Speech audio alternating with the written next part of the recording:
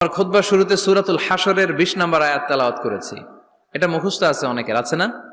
লা ইয়াস্তাবি আসহাবুন নার ওয়া আসহাবুল জান্নাহ, আসহাবুল জান্নাতি হুমুল ফাইজুন। সূরাতুল হাশরের এই 20 নম্বর আয়াতে আল্লাহ তাআলা বলছেন, যারা জান্নাতে যাবে আর যারা জাহান্নামে যাবে তারা কখনো সমান নয়। যারা জান্নাতে যাবে তারাই হচ্ছে সফল কাম।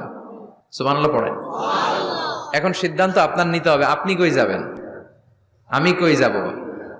আল্লাহ তো বলে দিলেন, the people of heaven and the people of hellfire are not equal. The people of heaven gained the ultimate success.